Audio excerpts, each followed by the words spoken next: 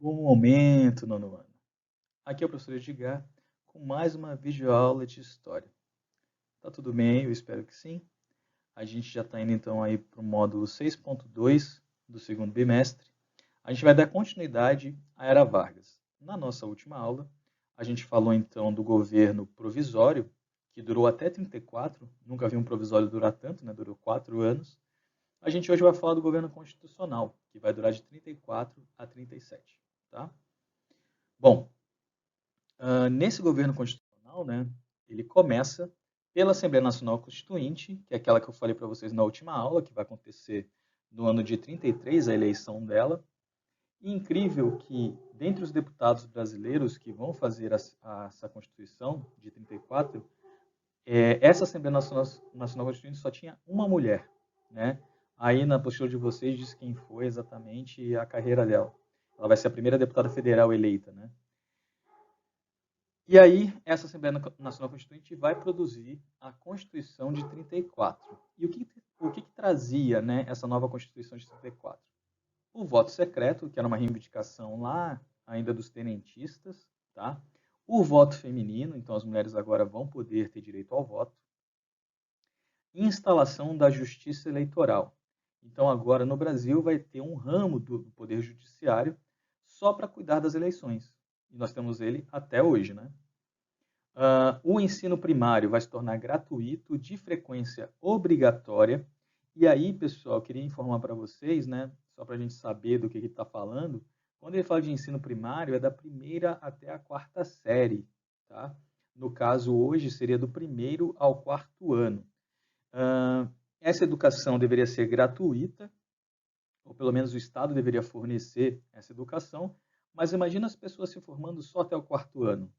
Vocês já estão no nono, né? Imagina as pessoas sem ensino médio, sem universidade.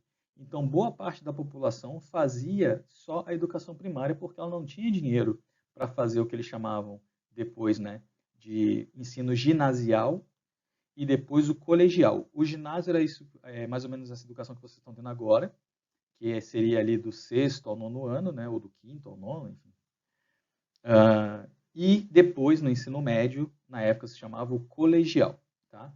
Então, pouquíssimas pessoas, ou só quem tinha dinheiro para pagar, tinha esse resto da formação escolar. Isso, isso acaba mostrando a nossa falta, né, de educação, ou pelo menos de cultura escolar, porque faz muito pouco tempo que a educação se tornou algo importante para o governo brasileiro. Você tem também, nesse momento, né, uma nacionalização progressiva de minas, jazidas minerais e quedas d'água, julgadas essenciais ao país. Então, os recursos naturais, principalmente ligados à mineração, você vai ter uma nacionalização dessa questão. A gente vai ver que depois, quando o Vargas retorna ao poder, depois dele sair, ele vai sair e vai voltar, tá? Vai ter uma campanha chamada O Petróleo é Nosso. Mas segura aí, não vamos falar sobre isso agora, vamos falar isso lá para frente. E aqui, ó, talvez seja a maior marca dos governos de Getúlio Vargas, tá? É a questão dos direitos trabalhistas. Ele vai aprovar nessa Constituição de 34 uma jornada de trabalho de 8 horas diárias.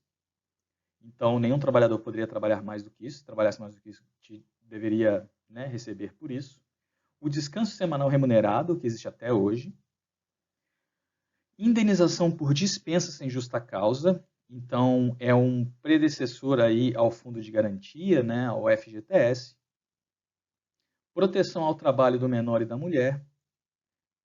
Então, você vai ter aí agora as crianças, né, não proibidas de trabalhar, mas tendo aí seus direitos garantidos. A nossa ideia de proibição de trabalho infantil ela é bem mais recente, tá? Férias anuais remuneradas e estabilidade à mulher gestante, né, a licença maternidade. Então você tem aí uma série de direitos novos que vinha das reivindicações e da luta da classe trabalhadora brasileira. E como é que foi então esse governo, né, constitucional que vai durar de 34 até 37? Ele vai ser marcado por vários movimentos de reivindicação da classe operária. Lembrando então que o Brasil ele está num avançar aí da industrialização E, obviamente, que os trabalhadores a cada dia vão querer mais direitos, né? É a eterna luta de classe que a gente conhece. Como eu falei na aula passada para vocês, o Estado varguista, né, o Brasil dessa época, governado por Vargas, vai querer ter o controle sindical, né? E aí por isso mesmo que os sindicatos estão ligados aí ao Estado. E aí surgem duas palavrinhas lá na apostila que é bom a gente falar. O Getúlio Vargas, ou pelo menos esse governo constitucional e também o governo posterior, que a gente vai falar isso na próxima aula, vai ser caracterizado, né? Uma das formas de caracterizar esse governo varguista de 34, governo constitucional, é dizer que ele é populista. E o que é ser populista? O que é populismo? Né?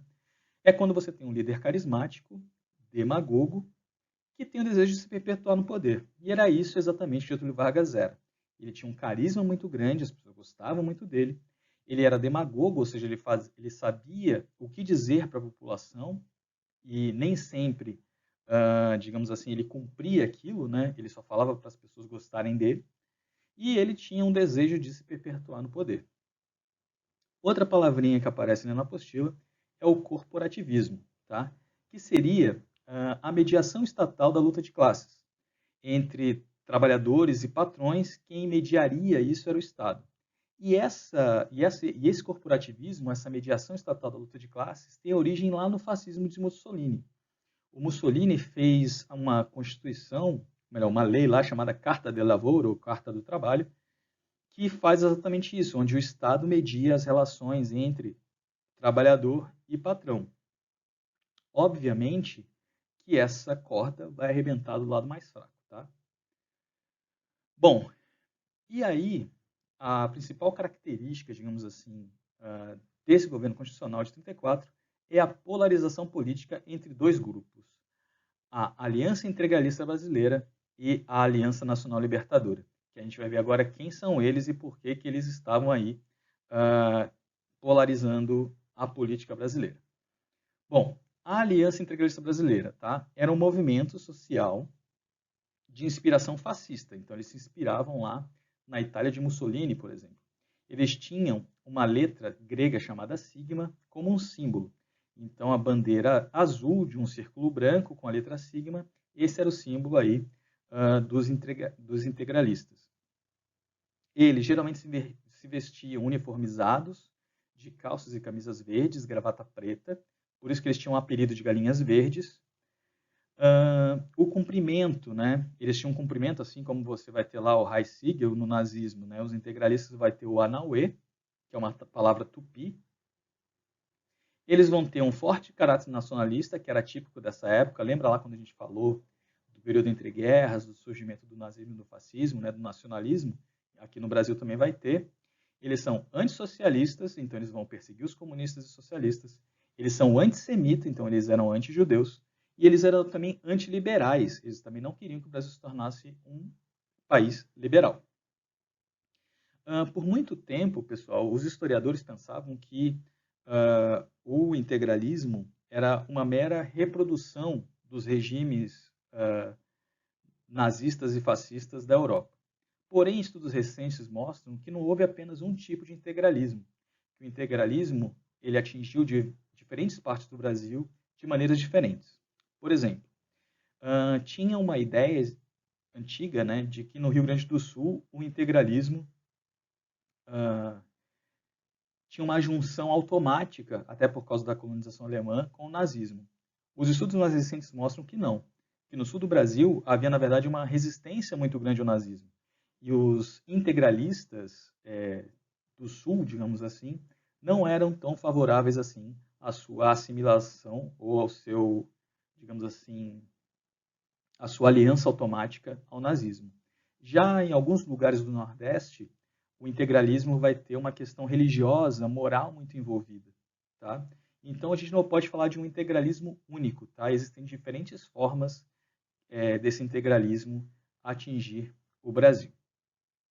Vamos falar então agora dos rivais, ou daqueles que eram oposição aos integralistas, que é a Aliança Nacional Libertadora.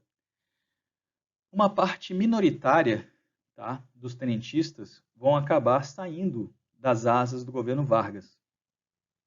E aí vão junto com socialistas, comunistas e pessoas que eram ou antifascistas mesmo, né? Eles vão montar, então, essa Aliança Nacional Libertadora.